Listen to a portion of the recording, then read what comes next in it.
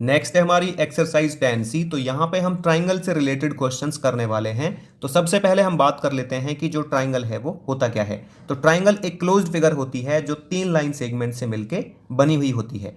तो ये देखिए यहाँ पे ट्राइंगल का एक फिगर है जो कि क्लोज्ड है और ये 3 लाइन सेगमेंट से मिलके बना हुआ है। 3 लाइन सेगमेंट कौन से हैं यहाँ पे, ये AB, BC एंड CA। तो इसमें जो वर्टिसेस हैं वो हैं 3, A, B एंड C। ये इसके वर्टिसेस हो गए। साइड्स क्या हो गई इसमें, जो इसके लाइन सेगमेंट्स हैं वो हैं AB, BC एंड CA। ये AB, BC and CA। Angles क्या हो गए इसके, ये एंगल A, ये एंगल B और ये एंगल C। हम इनको इस तरह से भी लिख सकते हैं, एंगल A के लिए BAC या फिर CAB। मैं यहाँ पे राइट ही कर लेता हूँ इसको। आप इसको ऐसे भी लिख सकते हो BAC या फिर CAB। एंगल B को आप कैसे लिख सकते हो, ABC या फिर CBA। तो यहाँ पे मैं राइट कर देता हूँ एंगल ABC। ठीक है ना, इसको आप शॉर्ट में इस तरह से लिख सकते हो, angle B only. Angle C को आप राइट कर सकते हो BCA या फिर ACB। तो मैं राइट कर देता हूँ BCA। एक ट्राइंगल जो होता है ना उसमें 6 एलिमेंट्स होते हैं। तो ये कौन कौन से एलिमेंट्स हैं, 3 साइड और 3 एंगल। साइड कौन सी देखो इसमें, ये AB, BC, CA और उसी तरह से 3 एंगल इसके AB और C। तो इसमें 6 एलिमेंट्स होते हैं। मीडियन क्या होता है, मीडियन होता है a line segment joining a vertex to the mid points of the opposite side. ठीक है, ये एक लाइन सेगमेंट होता है जो एक वर्टेक्स से उसके अपोजिट में जो साइड होती है उसके मिड पॉइंट को मीट कराता है। जैसे यहाँ पे मैंने ट्राइंगल लिया हुआ है PQR। तो P से एक लाइन सेगमेंट आएगा जो इसके अपोजिट में साइड है QR, इसके मिड पॉइंट को मीट कराएगा। तो मान लीजिए ये यहाँ पे इसका मिड पॉइंट है, क्या है ये S। तो P से ज्वाइन करा देते हैं इसको, तो ये लाइन सेगमेंट हो गया PS। तो PAC क्या है, मीडियन है। इसी तरह से मैं इसमें देखता हूँ, मैं इसको ले लेता हूँ यहाँ पे AB और ये पॉइंट है इसका C। तो यहाँ पे मैं इससे लेता हूँ वर्टेक्स A से, ठीक है ना। तो यहाँ से लाइन सेगमेंट खींचेंगे इसके अपोजिट साइड पे, और अपोजिट साइड पे कहाँ खींचेंगे, इसके मिड पॉइंट पे। तो मान लीजिए BC का मिड पॉइंट है यहाँ पे, ठीक है ना, ये D है। तो ये जो AD है ये इसका क्या है, मीडियन है। सेम मैं इस पे कर देता हूँ यहाँ पे। ये मैं ले लेता हूँ आपका E, F एंड G। तो मैं E से ले लेता हूँ, ठीक है ना। तो E से मैं ले लेता हूँ यहाँ पे, तो इसकी अपोजिट साइड क्या है E की, तो ये है FG। तो FG का मिड पॉइंट आ गया ये, मान लीजिए ये है H। तो EH जो है EFG का यहाँ पे क्या है, मीडियन है एक। अब देखिए जो ट्राइंगल होता है ना उसमें 3 मीडियन होते हैं मैक्सिमम। कितने होते हैं, 3 होते हैं। जैसे मैं यहाँ पे P से खींचूंगा तो PS इसका एक मीडियन हो गया। सेम मैं Q से ले सकता हूँ, तो Q का अपोजिट साइड कौन सा होगा, Q का अपोजिट साइड है ये PR, ठीक है। तो यहाँ पे ये मान लो T है, तो QT एक मीडियन हो गया। सेम मैं R से ले सकता हूँ, तो R से क्या आ जाएगा यहाँ पे, ये इसका मिड पॉइंट आ जाएगा। ये मान लीजिए क्या हो जाएगा यहाँ पे, U हो जाएगा, ठीक है। तो RU क्या है, इसका एक मीडियन है। तो जितने यहाँ पे वर्टिसेस हैं उतने इसके मीडियन है, ठीक है। तो वर्टिसेस से ही तो हम क्या करते हैं, जो वर्टेक्स होगा वहीं से तो हम क्या लिख सकते हैं, एक मीडियन बना सकते हैं हम, ठीक है ना। लिख नहीं सकते, हम यहाँ पे ड्रॉ कर सकते हैं। सेम इनमें से भी मैं कर सकता हूँ बाकी में से। अभी बात करते हैं यहाँ पे एल्टीट्यूड की। तो एल्टीट्यूड क्या होता है, a line segment joining a vertex to the opposite side at 90 degree.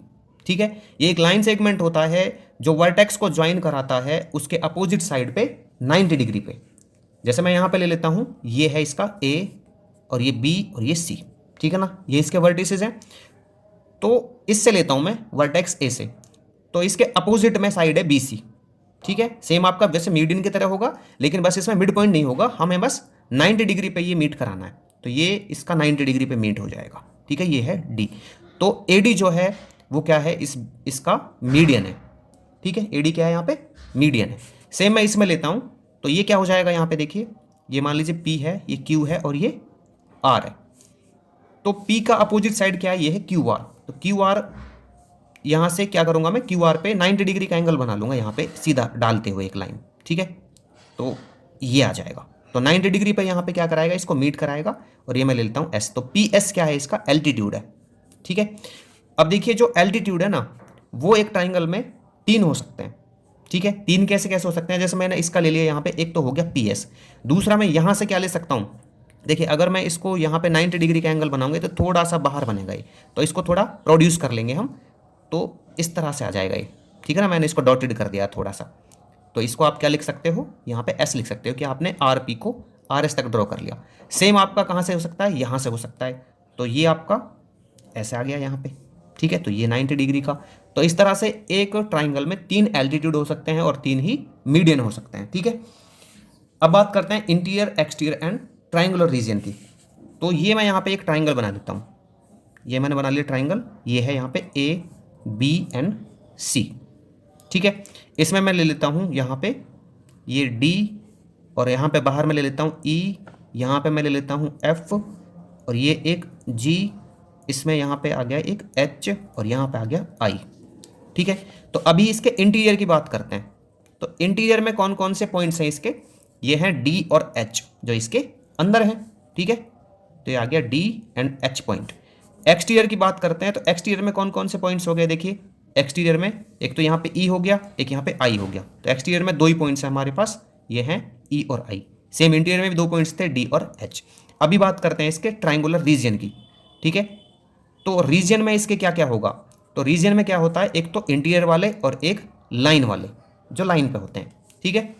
तो मैं यहाँ पे ले लेता हूँ ए बी सी, ये तो होंगे ही होंगे ए बी सी, और एक यहाँ पे होगा ये जी और एफ, क्या होगा जी और एफ, ये भी तो इसकी बाउंड्रीज पे हैं, ठीक है ना। जो बाउंड्रीज पे होंगे और बाउंड्रीज के अंदर होंगे वो पॉइंट्स लेने हैं, और डी और एच ऑल्सो, ठीक है। ऑन द लाइन अगर मैं बात करूँ, on the line, on the line means जो बाउंड्रीज पे हैं, तो ये हो गए ए बी सी, तो ए, ठीक है, ये यहाँ पे बी और सी, और ये जी और एफ, ठीक है, जी एंड एफ। तो ये इसके बाउंड्री पे हो गए जिसको हम कहेंगे ऑन द लाइन। तो चलिए एक्सरसाइज 10C का देखते हैं क्वेश्चन नंबर 1। तो यहाँ पे हमें दिया गया है क्वेश्चन नंबर 1 में फिल इन द ब्लैंक्स। इसके पार्ट नंबर 1 में हमें दिया गया है ए triangle has blank space angles. तो एक ट्राइंगल में कितने एंगल होते हैं, 3 एंगल होते हैं, एंड ब्लैंक स्पेस साइड्स, तो इसमें 3 साइड्स होती हैं। सेकंड पार्ट है इसका ए triangle has blank space elements. तो एक ट्राइंगल में 6 एलिमेंट्स होते हैं, 3 एंगल और 3 साइड्स मिलके बनता है 6 एलिमेंट्स। पार्ट नंबर 3 है in a triangle a b c the sides opposite to angle a is. एक ट्राइंगल ए बी सी में जो अपोजिट होगा किसके, एंगल ए के। मान लीजिए ये ट्राइंगल ए बी सी है, मैं यहाँ पे लिखता हूँ ए बी सी। तो एंगल ए के अपोजिट में जो हमारी क्या है साइड है वो कौन सी होगी, एंगल ए के अपोजिट में आप देख लीजिए क्या है बी सी, तो मैं यहाँ पे राइट कर दूंगा बी सी। कह रहा है in a triangle P Q R, तो मैं यहाँ पे लिख देता हूँ, बना देता हूँ triangle P Q R, P Q R the vertex opposite to Q are. तो क्यू आर के अपोजिट जो वर्टेक्स है वो क्या होगा, तो वो होगा पी, ठीक है। तो यहाँ पे राइट कर देते हैं पी। क्वेश्चन नंबर 2 देखिए, आंसर ट्रू और फॉल्स, ठीक है। ट्रू के लिए टी एंड फॉल्स के लिए एफ हमको राइट करना है। तो यहाँ पे देखिए क्या है इसका first part, the vertices of a triangle lie on a straight line.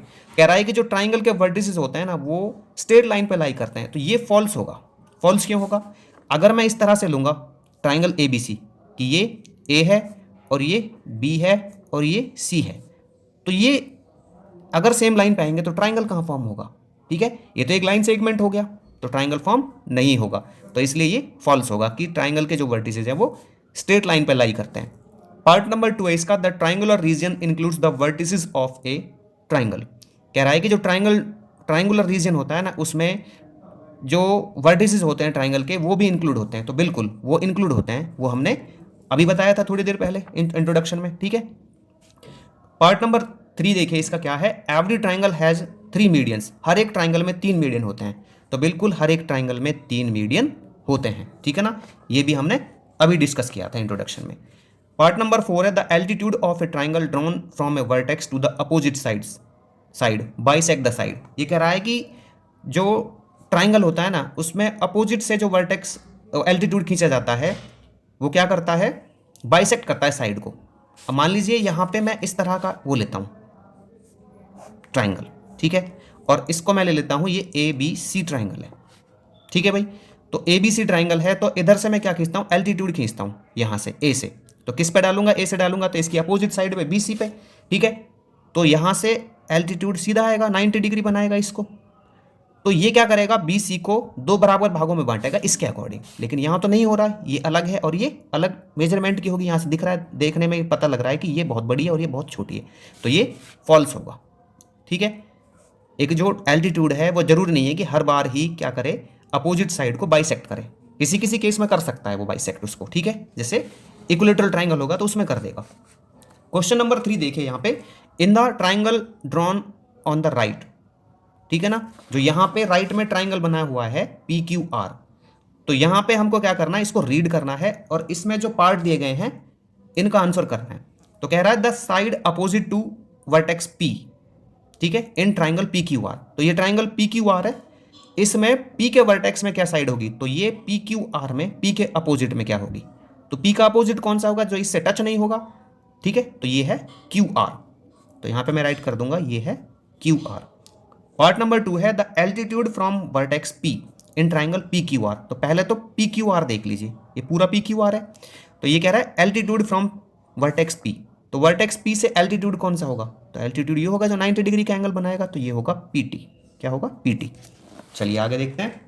Part number 3 कह रहा है the angle opposite to side P Q in triangle P Q T. तो पी क्यू टी कौन सा, पी क्यू टी, इसमें angle होगा opposite कौन सी साइड के, पी क्यू के। तो पी क्यू के अपोजिट कौन सा एंगल है, देखिए पी क्यू टी में ये है एंगल टी। तो मैं राइट कर देता हूं एंगल टी, या फिर कह सकते हो आप एंगल पी टी क्यू, ठीक है ना, या फिर कह सकते हैं angle P T Q. Part number 4 देखिए यहाँ पे the vertex opposite to side P R in triangle P S R. तो पी एस आर कौन सा है, पी एस आर, इस ट्राइंगल में पी एस आर में हमको क्या करना है, पी आर के अपोजिट वर्टेक्स देखना है, ठीक है। तो पी आर के अपोजिट वर्टेक्स कौन सा होगा, ये होगा एस। तो मैं यहाँ पे राइट कर दूंगा एस, ठीक है।